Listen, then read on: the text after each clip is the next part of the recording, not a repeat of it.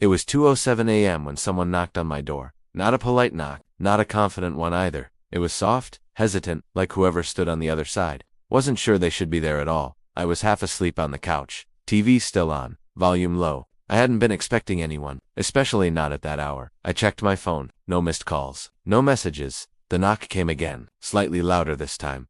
I walked to the door slowly, my heart already racing for reasons I couldn't explain. I looked through the peephole dot and there she was, standing barefoot in the hallway, hair messy, eyes red, wearing a hoodie that definitely wasn't meant for the cold. Emily, the woman who had walked out of my life 3 months ago without looking back. I opened the door. For a moment, neither of us said anything. The silence felt heavier than any argument we'd ever had. Then she finally spoke. I think I made a huge mistake. Her voice cracked on the last word. I should have closed the door. I should have said it was too late. Instead, I stepped aside. Come in. She walked past me slowly, like she expected me to change my mind at any second. I closed the door behind her, the click echoing louder than it should have. She stood there awkwardly in my living room, arms crossed, eyes scanning the place like she was seeing it for the first time. You didn't change much, she said quietly. You didn't either, I replied. That was a lie. She looked different. Not physically, she was still beautiful, but something about her confidence was gone, like life had finally humbled her. She sat on the edge of the couch, leaving space between us.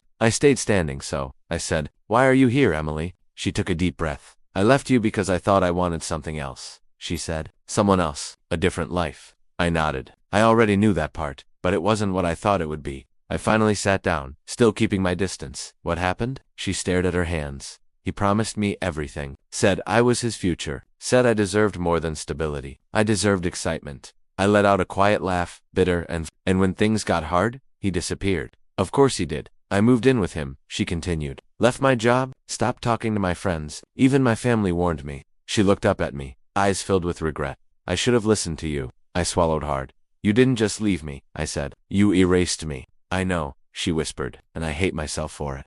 Silence again. Then she asked the question I didn't expect. Did you ever stop loving me? I didn't answer right away, because the truth was complicated. I had tried to move on. I had gone on dates. I had even laughed with other women. But love doesn't disappear just because someone breaks your heart. I learned how to live without you, I said. That's not the same thing. She nodded slowly, tears slipping down her cheeks. I don't expect you to forgive me, she said. I needed you to know I was wrong. I stood up and walked to the window, needing space to breathe. Why tonight? I asked why now. Because tonight was the first night I felt completely alone, she said, and the only place that felt safe was here. That hit harder than I wanted it to. I turned back to her. You can stay on the couch tonight, I said. But that's all. Relief washed over her face. Thank you, she whispered. She stood up, hesitated, then surprised me by hugging me. It was brief, careful, but familiar. When she pulled away, she smiled sadly. I missed this, she said.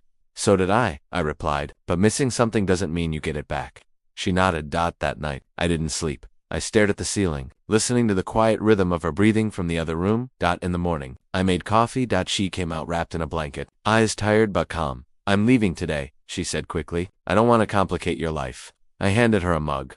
Life's already complicated, I said, but some things deserve clarity. She looked at me, hope flickering again. I don't know if we can ever be what we were, I continued, but maybe we can start with honesty. She smiled through tears. I'd like that. She left an hour later. At the door, she paused. Thank you for not slamming the door in my face, she said. I smiled.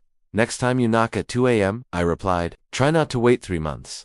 She laughed softly. And for the first time in a long while, I felt something unexpected. Not pain. Not anger. Hope. Asterisk. She came back 2 days later. This time, it wasn't 2 a.m., it was broad daylight. I was working when my phone buzzed. Emily, I'm outside. I know I said I'd leave you alone, but can we talk for 5 minutes? I stared at the message longer than I should have.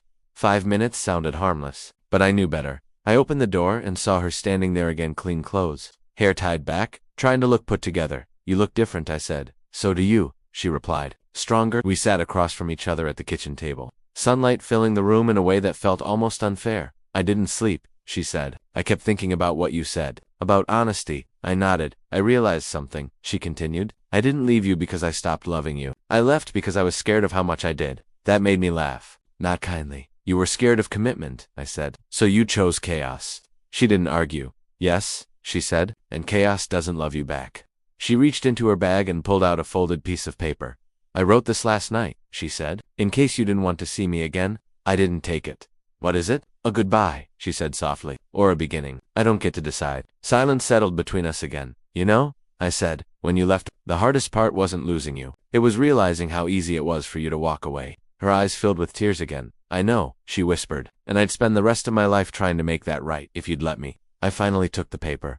I'm not promising anything, I said, not forgiveness, not a second chance. I don't want promises, she replied. I just want the truth, even if it hurts. I unfolded the letter. It was messy, emotional, honest. She wrote about the nights she cried alone, about how every success felt empty without someone who actually cared, about how she finally understood the difference between attention and love. When I finished, I folded it back slowly. People don't usually come back because they love you, I said. They come back because the world didn't love them the way they expected.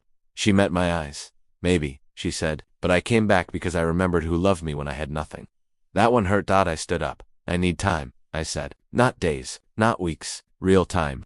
She nodded immediately. I'll wait, she said, even if waiting means walking away again. At the door, she stopped. Whatever you decide, she said. Thank you for teaching me what real love looks like. After she left, I sat alone in the quiet apartment for the first time. The question wasn't whether she deserved another chance, it was whether I was brave enough to open the door. Again, not at 2 a.m., but in the light of day.